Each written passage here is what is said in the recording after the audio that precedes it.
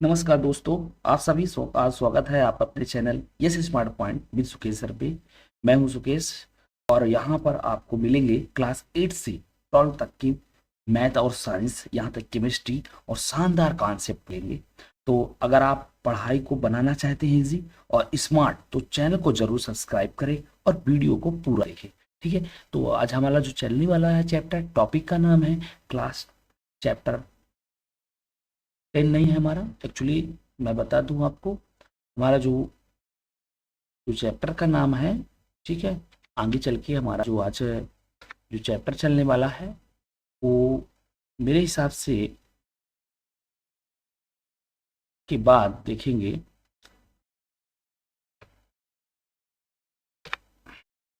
हाँ, हमारा जो चैप्टर है उस चैप्टर 11 में है आज हमारा। ठीक है, तो अगर आपको पढ़ाई को बहुत अच्छे से इजी और स्मार्ट बनाना चाहते हैं तो इस चैनल को सब्सक्राइब कर ले, क्योंकि इस चैनल में आपको ना पूरी तरह से क्लास 8 के भी, धीरे धीरे क्लास 9 का और क्लास 10, यानी क्लास 10 को तो दे ही रहे हैं, वो कंटेंट आपको मिल रहा है।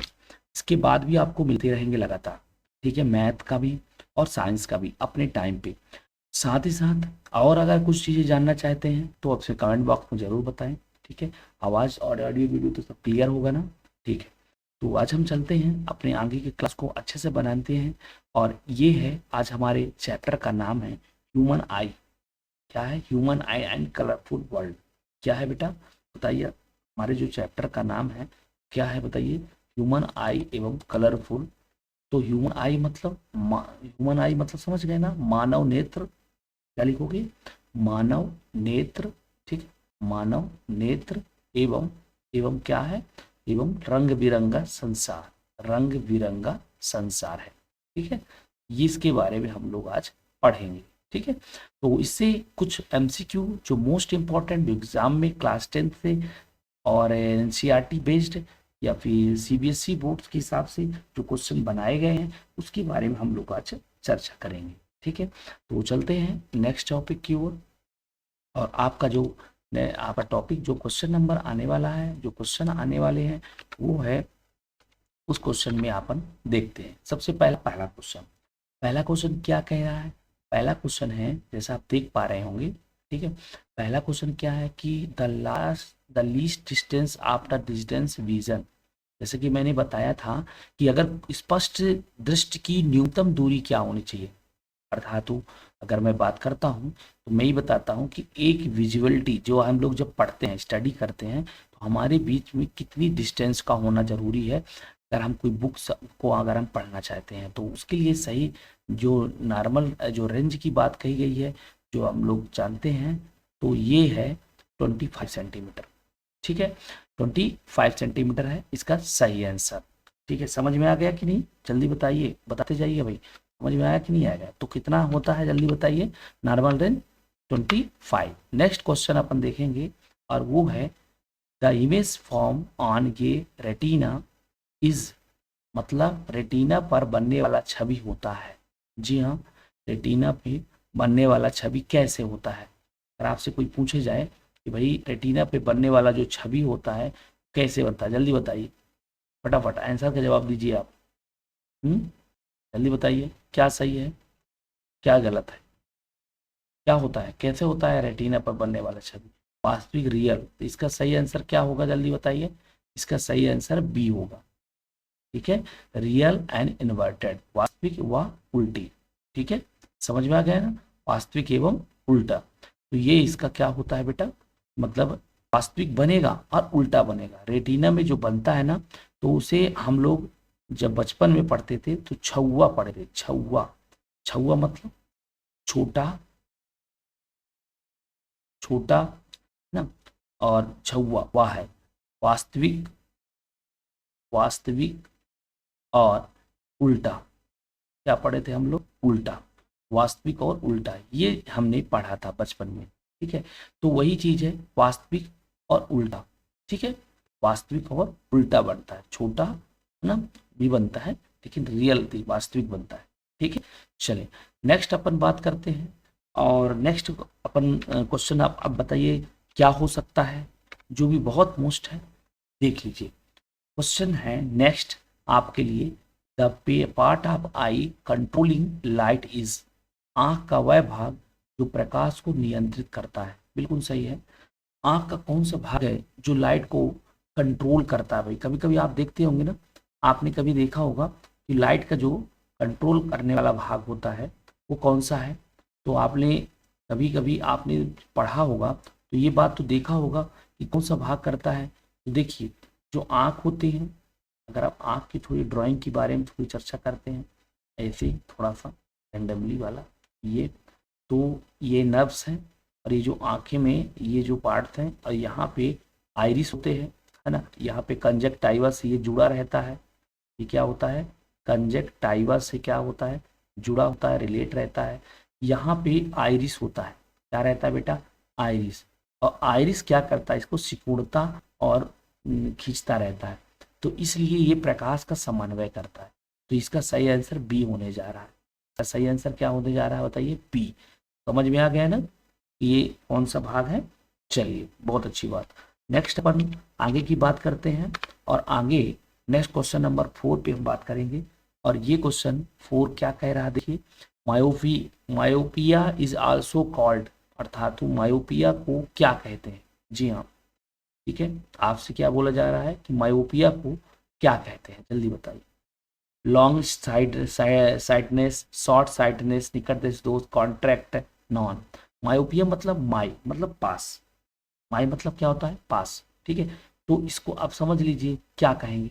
जल्दी बताइए क्या कहेंगे? जल्दी बताइए, जल्दी फट्टे से। तो आप कह देंगे कि मायोपिया मतलब क्या हो जाएगा? निकट दृष्टि दोष यानी पास, वही चीज बताना, शॉर्ट साइड। ठीक है, तो इसका सही आंसर क्या हो जाएगा? मायोपिया। मायोपिया को क्या कहते हैं? समझ में आ गया क्या कहते हैं? क्लियर है? चलिए, नेक्स्ट अपन बात करते हैं, और नेक्स्ट हमारा जो आने वाला है वो ये है, इसका आंसर भी सही है। नेक्स्ट अपन क्वेश्चन की बात करते हैं, वो हाइपरमेट्रोपिया। जी हाँ, हाइपरमेट्रोपिया से आप क्या समझते हो? तो देखो, मायोपिया तो आप समझ गए। मायोपिया मतलब क्या होता है? निकट दृष्टि दोष। क्या होता है? निकट, ठीक है, दृष्टि दोष ना, सॉरी, निकट दृष्टि दोष होता था मायोपिया का। अब यहाँ पे जो बताने वाले हैं, यहाँ पे जो बात होने वाली है, जो समझने वाली बात है, क्या है वो? हाइपरमेट्रोपिया मतलब इसको क्या कहेंगे? फॉर विजन डिफेक्टेड, मतलब दूर दृष्टि दोष। हाँ, दूर की वस्तु दिखाई देगी लेकिन पास की वस्तु दिखाई नहीं देगी, उस स्थिति को हम क्या कहते हैं? बी ऑप्शन इसका सही है। ठीक है, नेक्स्ट है, अपन बात करते हैं 21 में। ठीक है, 21 में अपन बात करेंगे 21 क्वेश्चन नंबर 6 में। क्वेश्चन नंबर 6 क्या कह रहा है? क्वेश्चन नंबर 6 ये कह रहा है कि हाइपोपिया इज करेक्टेड बाय, मायोपिया को सुधार होता है, जो निकट दृष्टि दोष है उसको हम सुधार कर सकते हैं। कैसे सुधार कर सकते हैं? जल्दी बताइए। तो कौन सा लेंस लगाएंगे तो सुधार हो जाएगा? जल्दी बताइए। कौन से लेंस लगाएंगे तो सुधार हो जाएगा? जल्दी बताइए। तो उसमें अपन जो लेंस लगाने वाले हैं उसमें कॉनकेव लेंस लगाएंगे। कौन से लेंस लगाने वाले हैं? जल्दी बताइए। उसमें जो है हम लोग लेंस लगाने वाले हैं वो कॉनकेव लेंस लगा देंगे, तो उसमें क्या हो जाएगा? अवतल लेंस।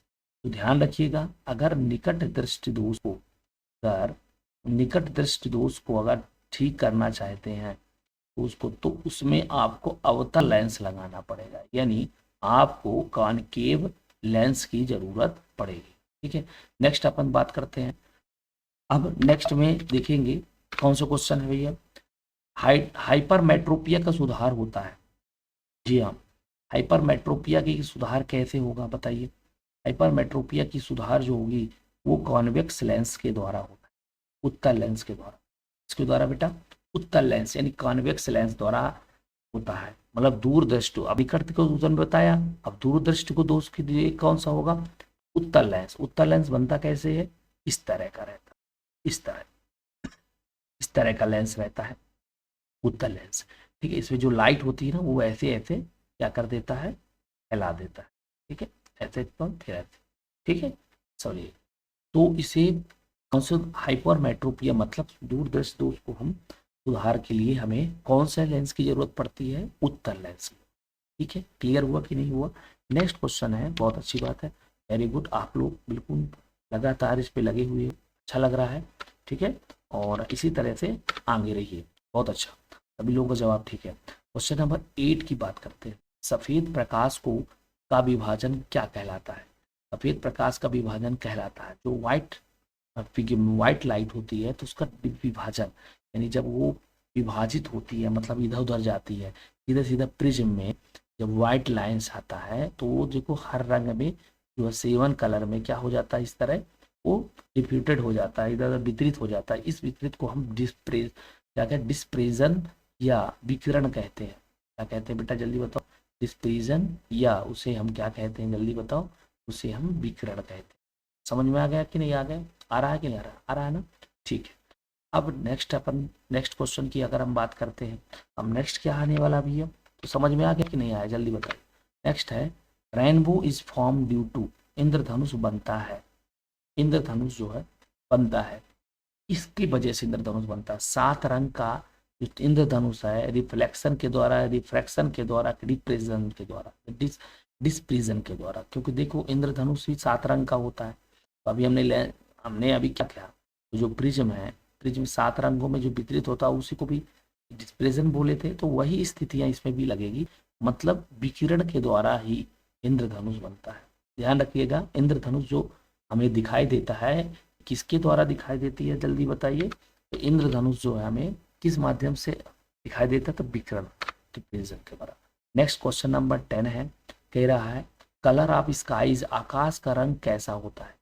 ठीक है, आकाश का रंग क्या होता है, कैसा होता है?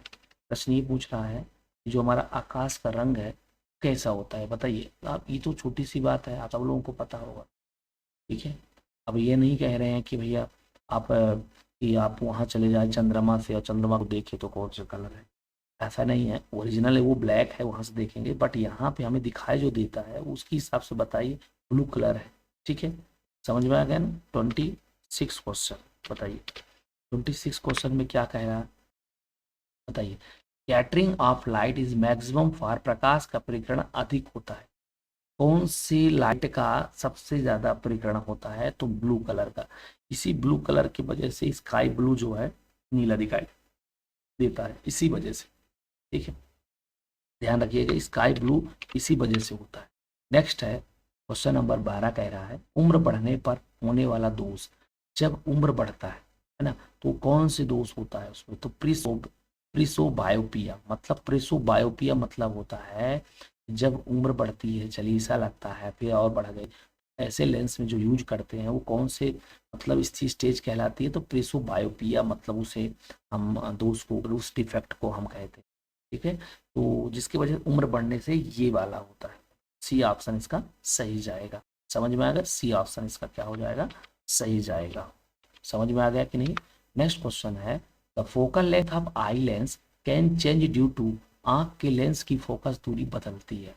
ठीक है, तो देखिए आंख की फोकस की लेंस कब बदलती है ये बताना मैं भूल गया था। जैसे ये आंखें हैं, आंख जैसे ये आंख है आइरिस, यहाँ पे क्या होता है, सिलियरी मसल्स होते हैं, यहाँ पे मांसपेशियां होती हैं, सिलियरी, सिलियरी मतलब आप समझ गए ना, मतलब ये जो मांसपेशियां होती हैं सिलियरी, यहाँ पे भौहें वगैरह आते हैं, मांसपेशियां, उनमें क्या होता है, उनमें चेंज की वजह से जो है फोकस दूरी बदल जाती है। ठीक है, ध्यान रखिएगा, तो इसका सी ऑप्शन बिल्कुल सही जा रहा है, इसका सी ऑप्शन सही होगा। क्लियर है?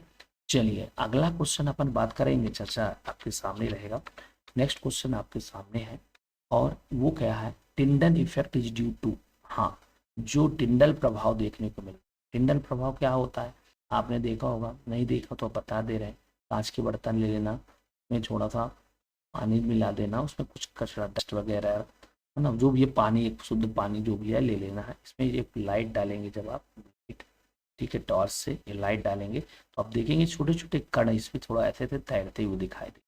ठीक है, तो इस प्रभाव को हम, स्कैटरिंग होता है इसमें क्या होता है, प्रकीर्णन, क्या होता है बेटा, प्रकीर्णन होता है, स्कैटरिंग होता है, क्या होता है जल्दी बताओ, स्कैटरिंग की वजह से होता है, तो उसी को स्कैटरिंग, टिंडल प्रभाव मतलब स्कैटरिंग। ओके, समझ में आ गया कि नहीं आया, बताइए जल्दी से, आ गया ना? चलिए अगला क्वेश्चन है, अपन बात करते हैं। नेक्स्ट क्वेश्चन है red light is use danger signal because, अब लाल रंग हमें प्रकाश खतरे संकेत में प्रयोग किया जाता है, क्यों किया जाता है, क्योंकि क्या कारण है, maximum scattering, minimum scattering, high energy non. तो देखो ज़्यादा स्कैटरिंग हो जाएगा तो दिखेगा नहीं, तो इसका मतलब कम स्कैटरिंग के वजह से, कम प्रकरण के वजह से, मिनिमम स्कैटरिंग के वजह से लाल रंग का यूज हम लोग करते हैं। ठीक है, समझ में आ गया ना। तो इस तरह का और भी वीडियो आपको मिल जाएगा। ठीक है, और उसके लिए आप हमेशा तैयार रहिए। अभी तो ये हमारा क्वेश्चन ये जो है एक चैप्टर का लास्ट चैप्टर अभी और बचा हुआ है। तो अगर आपको ये वीडियो अच्छा लगा हो, ठीक है, तो पहली बात तो फॉर वॉचिंग के लिए थैंक यू, और लाइक करिए, शेयर करिए, सब्सक्राइब करिए इस चैनल को। ठीक है, और आप हमेशा इस नाम की जो चैनल आपके हमेशा सपोर्टिव रहेगा। कोशिश यही रहेगी कि सारा चीज़ें कंटेंट आपको दे दें। अभी एमसीक्यू चल रहा है, फिर इसके बाद चैप्टर बाय चैप्टर मैं आपको देता रहूँगा। साइंस का, मैथ की भी क्लास जैसे चलती है 6 7 15 से लगभग 7 15 में लगभग मैथ की क्लास चालू हो जाएगी। ठीक है, इसके जस्ट 5 मिनट के बाद आपको मैथ की भी क्लास मिल जाएगी। पूरी लाइव क्लास में रहेगी। आप पूरी कमेंट करिए, पूरी कमेंट में आप जो भी आंसर लगे वो सही आप टिक करिए, उनको भेजिए, जिससे क्या है आप उसमें एक्टिव रहेंगे तो ज़्यादा चीज़ें क्लियर होंगी। ठीक है, तो चलिए आज तक यहीं